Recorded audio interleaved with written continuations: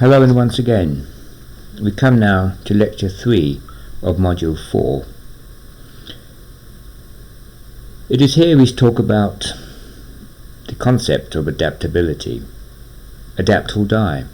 We've all heard that mantra, the dinosaurs being wheeled out of their reptilian coffin every time it's mentioned. Apparently they died from an asteroid hitting the Earth at a couple of thousand miles an hour. I mean, beside the fact it would be kind of hard to adapt to a mountain hitting the Earth at a couple of thousand miles an hour. I mean, that kind of impact would extinguish all life on the planet. And they've found craters in the Yucatan, that's a peninsula in Mexico, which are a few miles wide.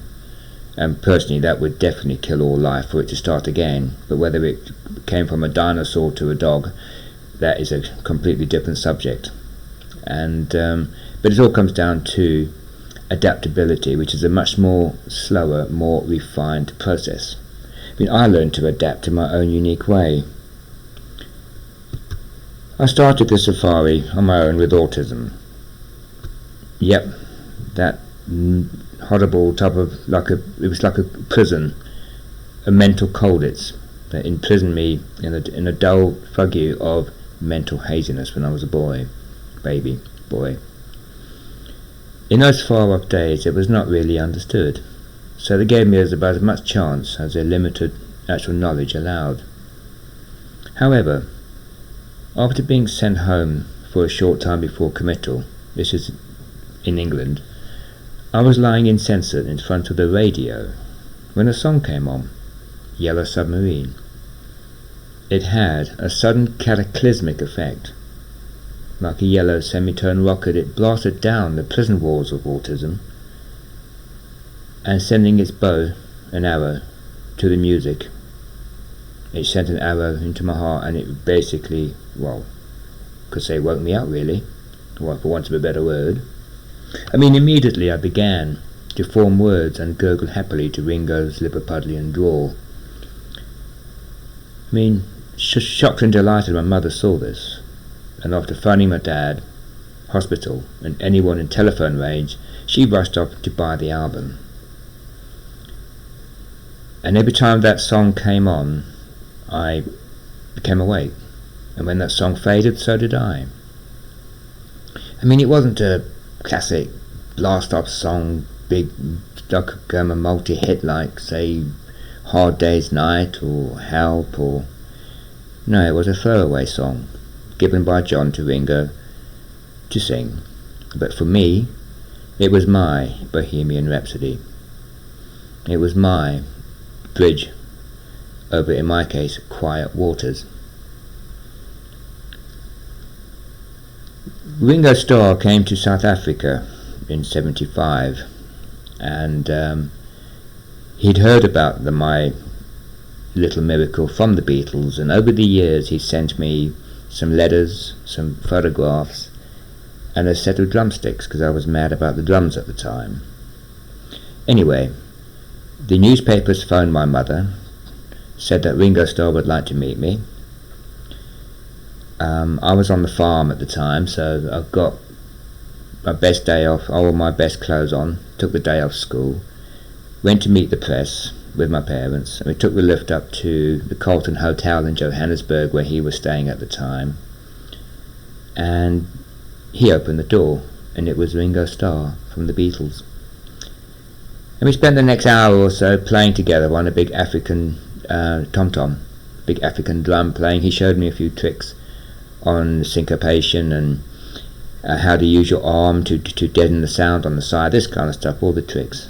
And it must have been a fantastic time ever. I was sitting there playing the drums with the Beatle. It is quite amazing. All this is detailed in my autobiography, Soul Safari, A Journey into the Wild, that's now on Amazon. And in that case, this was a miracle. It wasn't adaptation, it was a miracle, that's all I can say. With autism it can be, it's one of the very lucky few have a trigger. Like, it could be a painting, it could be a song in my case. It could be something that just somehow, not really understood, breaks down the wall, and you get normal, well, normal-ish. I mean, the only thing I've got to show from it is a high IQ and a speech defect, but we'll get to that later.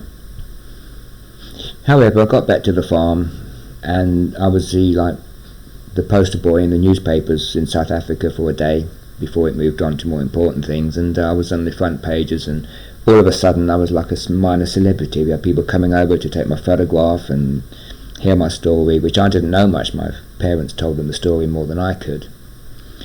But then things carried on, and obviously I said to myself, I'm going to be a world famous drummer one day and play rock star, be a rock star, whatever. But life took a different path for me, a path which I will never ever regret.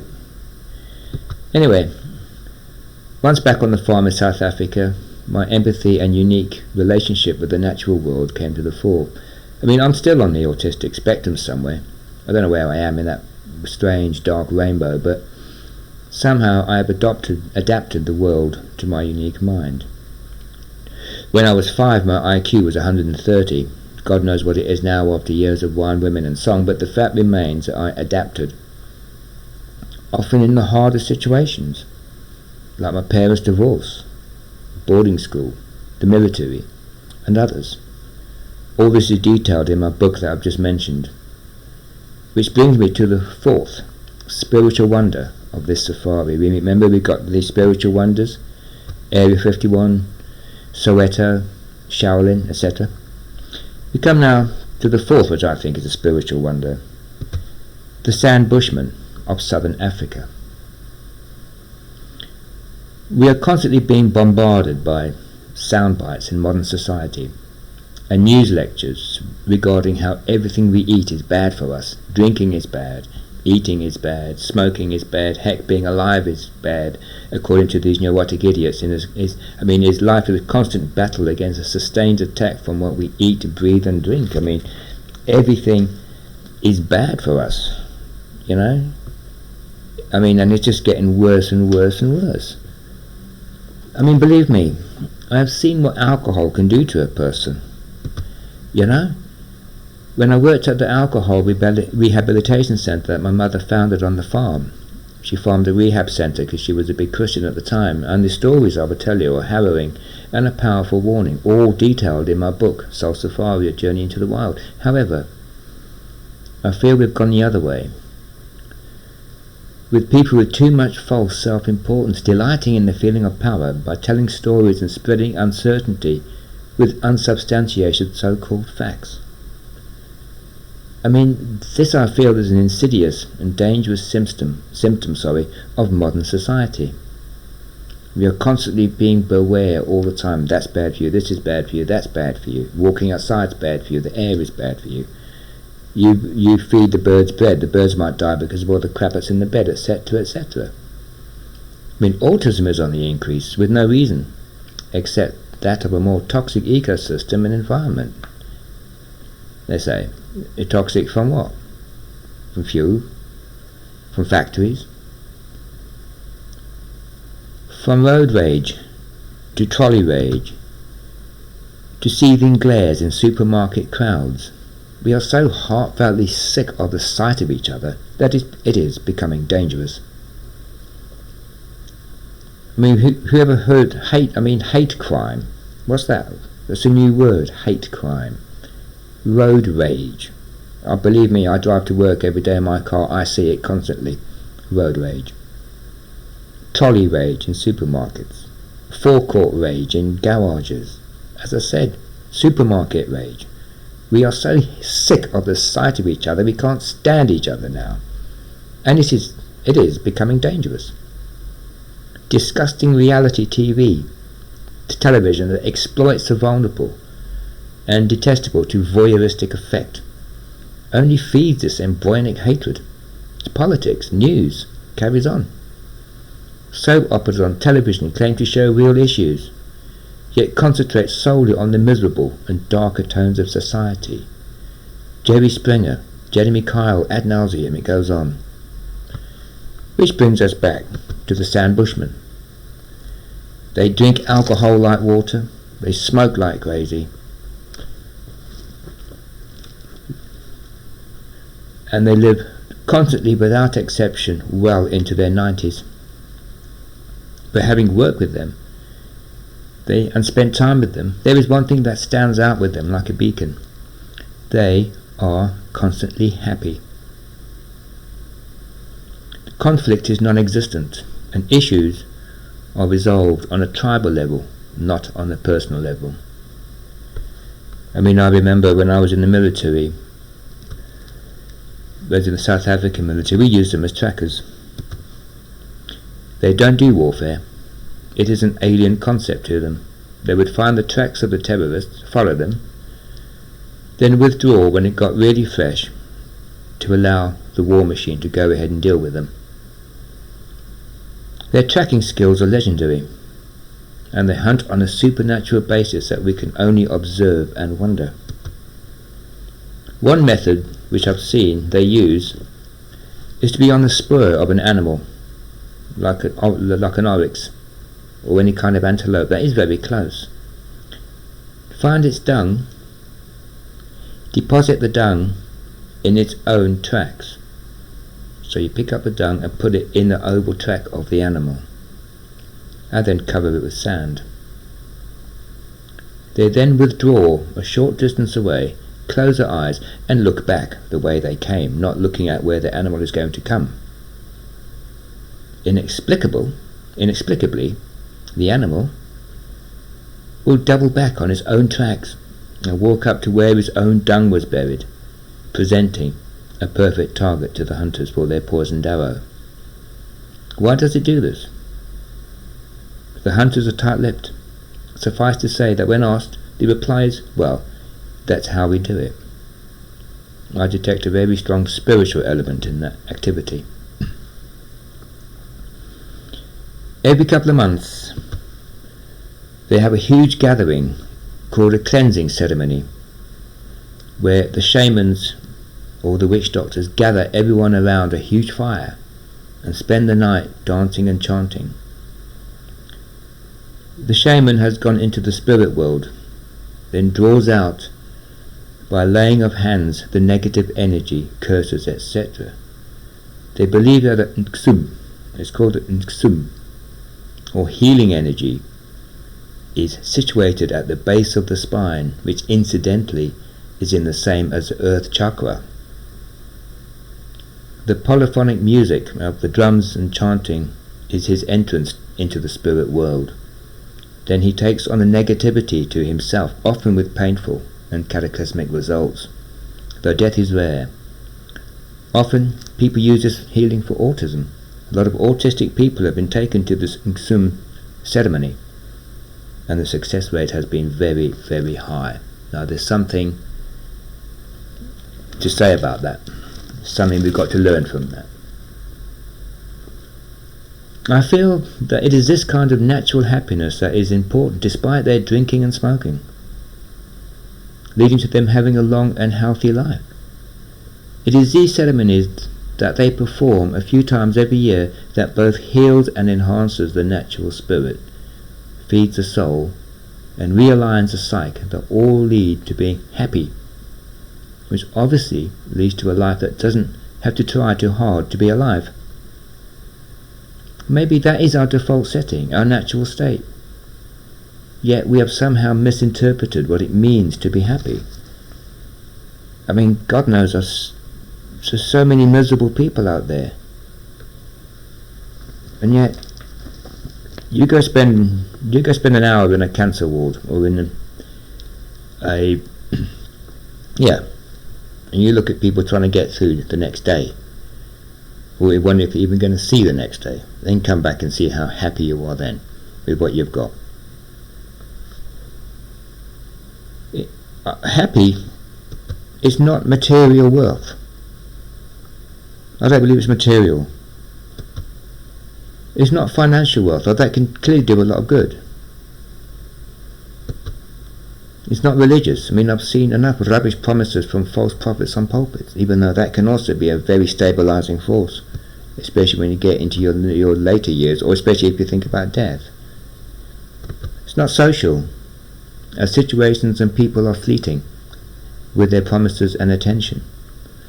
It's not success. as sad stories are legion of successful people heading to an early grave. I mean, look at Kurt Cobain from Nirvana. Got everything he wanted. Talented to hell. Loads of money. Worldwide fame. Very good looking. What did he do? He put a shotgun to his head. I mean, it's just, you know. I mean, there's one thing, the Bushman's speech patterns are legendary with clicks and vowels that are still being researched. My speech patterns, on the other hand, were abysmal. One feature of my autism was a pronounced speech defect and a stammer so bad that normal conversation to me was almost impossible. Going to a tough farm school called Settlers Agricultural High School, I learned to use my fists first and speech last, as I was not going to be a target.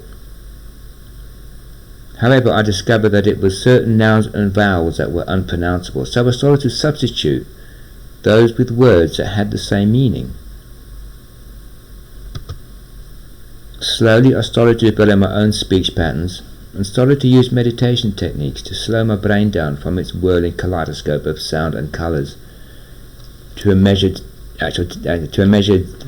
delivery of words and sentences. This was so successful that speaking is now one of my professions. I mean, so not only did I have an autistic brain, but a cataclysmic speech problem as well. But believe me, after a few drinks, my speech deteriorated rapidly, and before, when I was younger and chatting up girls nervously, I often seized up and had to abandon the effort. A problem I sometimes still get today. Ironically, I am more comfortable singing or talking on stage to a large audience, as I am in control of my mind, my speech, and with what I am trying to say. In other words, I adapted. I had no choice, really. I mean, speech is our biggest gift and the most powerful human force in the universe, and once again, my biggest deficit. Another interesting fact about us folk who live on the autistic rainbow is that we have a more developed amygdala part of our brain, which is the fight or flight response. The same also found in animals. We think in pictures, and autists have a relationship with animals that is unique and powerful.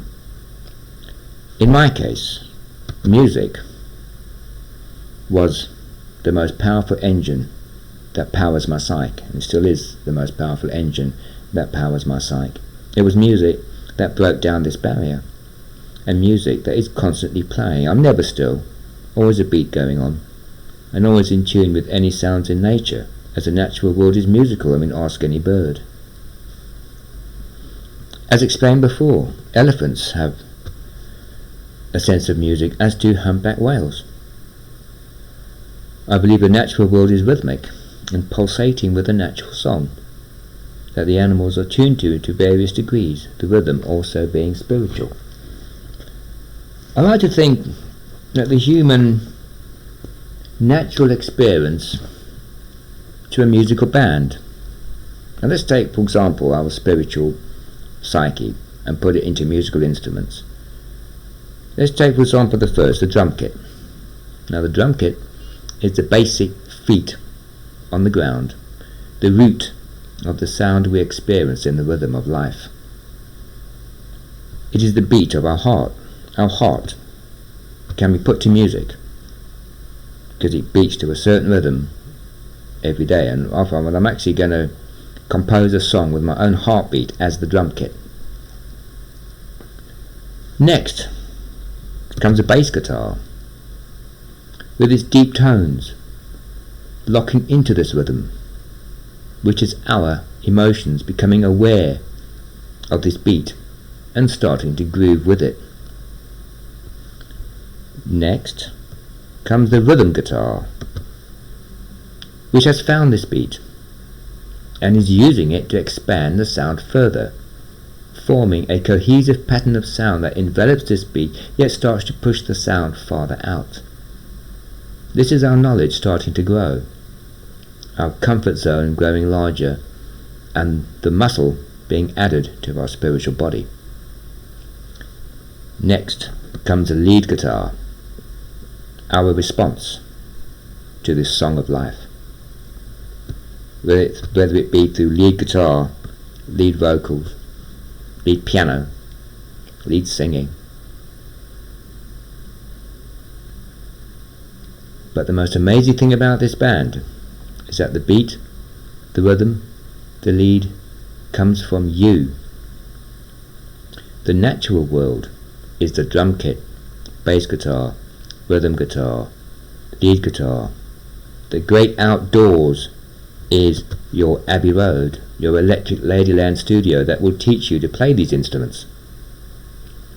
But the song, the beat, the sound comes from you, as is how loud you wish to play it.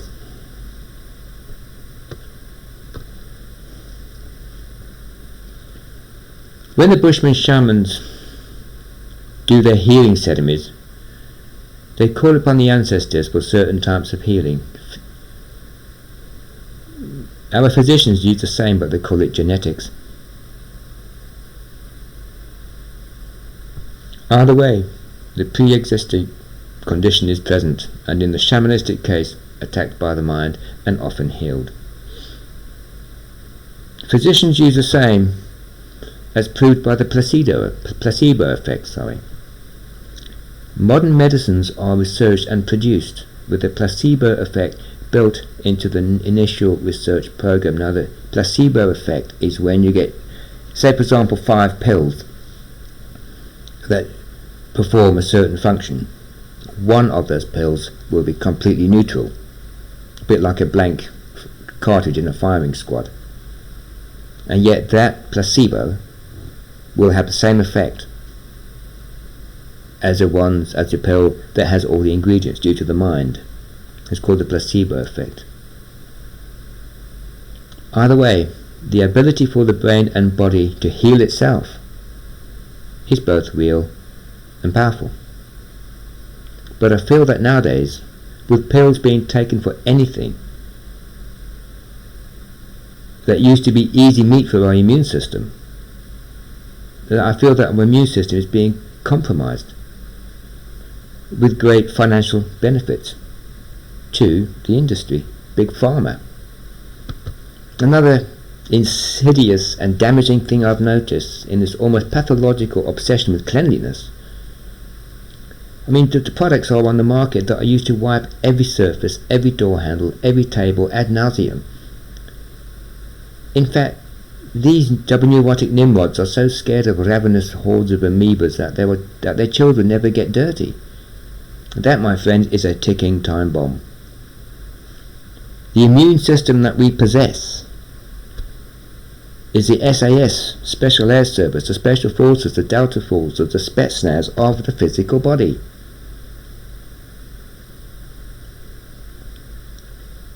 Attacking and neutralizing threats with a cold clinical efficiency. But like any elite Special Forces regiment, it needs constant training and updating and adapting to new threats. With no exposure to these, it withers and becomes weak. Then in years to come, when that poor child grows up with every allergy under the sun, always ill, weak and sickly, with no immune system to help him, he should take his parents to court for child neglect. I mean, I know it's a bit of a strong type of statement, but I'm sorry. Spare the rod, spoil the child. Take away the immune system, ruin the child. And I'm not saying, and I don't advocate caning, I never will, I'm just using that as an example. It's funny how the more remote the tribe, and the more natural they are, the more healthier they are. Funny, however, there is a change in society. As society is starting to grasp the inescapable fact that getting dirty outside, letting the immune system develop naturally, and returning to a less processed diet is more beneficial for the health, body, and mind. However, I don't want to put a proclaimer now. However, I must add that any medicines recommended by a doctor should and must be taken as prescribed. That cleanliness is important and a regime followed to ensure this. Soul Safari is about the mind and will always defer to the professionals regarding both the physical and mental body.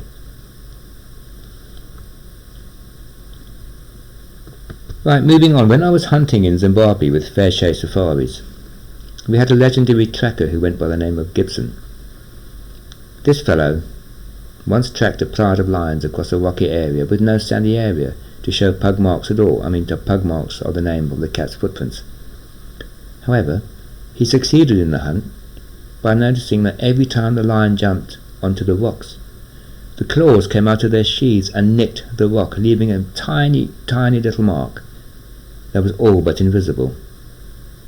He tracked this way for kilometers before stalking and successfully finding the lions. One day I asked him how the hell he did this, and he explained that first he went to sit by himself at the base of a tree and he meditated for a while. Sound familiar?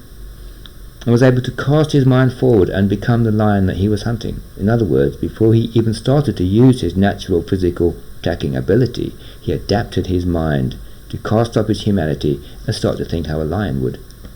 How they would negotiate the rocky terrain, the route they would take, who would lead the pride, who would bring up the rear, etc. Another day I went to buffalo hunting with Mark Sparrow, a legendary professional hunter in Zimbabwe. Now we were following a group of hunters that started early that morning, and we were going to catch them up. They had about a 5-hour head start. I followed behind Mark as he unerringly followed their tracks. They were hours old, and we found them inside an hour. Believe me, you don't want that guy following you if he's hunting you, because he will find you. That exciting hunt, full of thrills and spills and sudden frights, is documented in my autobiography, Soul Safari. Our ability to do this, I feel, is unmatched. I am proficient in playing the drums, piano, keyboards, rhythm, guitar and lead guitar. And I know my way around the studio. Let me go back, sorry. Being able to edit, mix and master the sounds I have created. Each time I had to adapt, contort my fingers and hands into unnatural shapes to master the techniques involved. Get my head around the theory and the technicalities of recording, but I did because I love it. I firmly believe that music is the natural world, captured in sound, and every instrument of the world is measured into the human soul.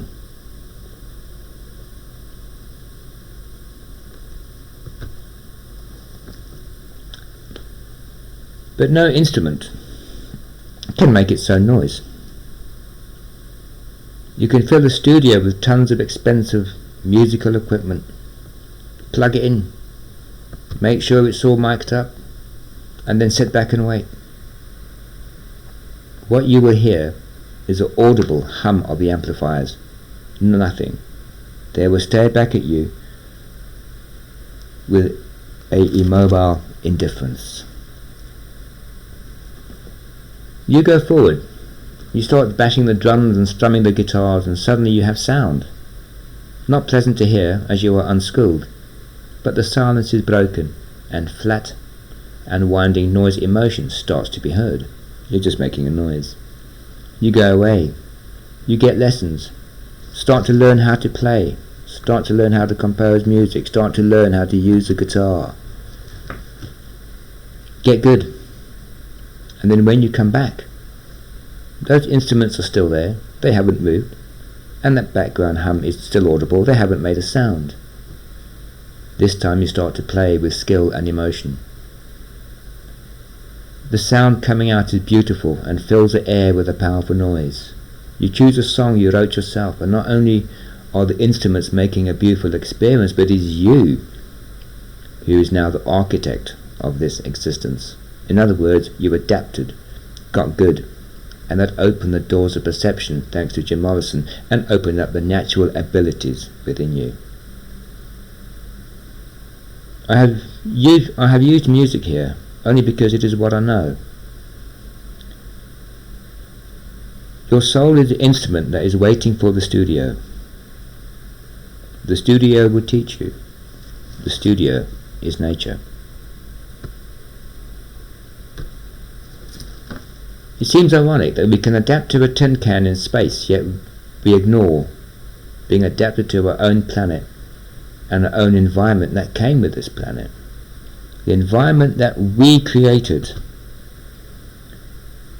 is proving time and time again to be more detrimental and totally at odds with how we were designed spiritually, mentally and emotionally. Spiritually, we are equipped with the natural tools and musical equipment to relate and be in tune with the great cycles of nature. At birth, children are almost supernaturally involved with this. That's me when I was a child. Nice little boy, wasn't I? And before the veneer of civilization and society starts to fall down, like clinging spider webs, the child's mind and spirit is absolutely open and seeking with all its ability to comprehend and work out this new world. I will say that again. At birth, children are almost supernaturally involved with this.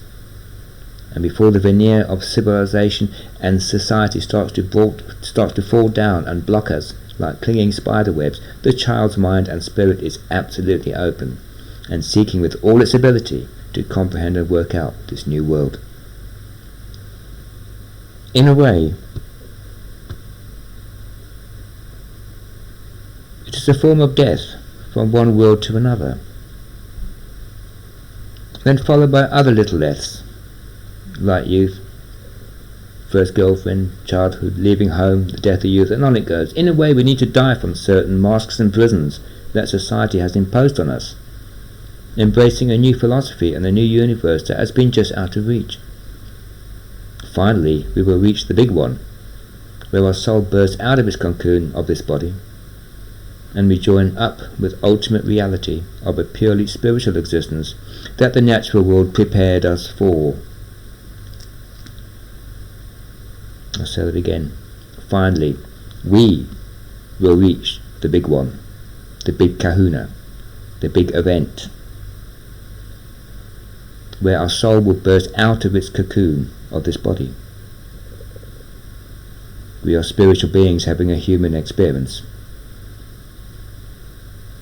We will burst out of this body and we join up with ultimate reality of a purely spiritual existence that the natural world prepared us for.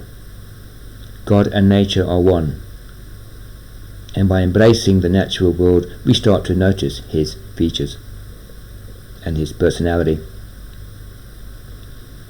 By adapting ourselves to embrace the natural world, we start to conceive the reality of God, whatever he may be. I will talk about that a bit later in this series. God could be anything, but I have my own beliefs on that.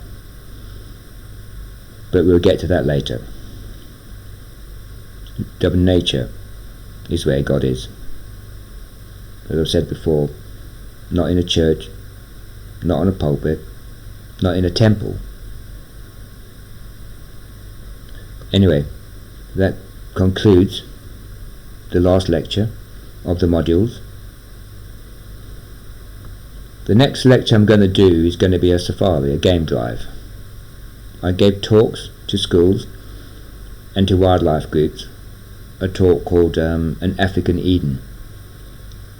The next one I'm going to do, before we get to the final module, is I'm going to give a talk to you, a slideshow, like I would on Safari, and the slideshow that I do for colleges and schools and stuff like that, with all the images.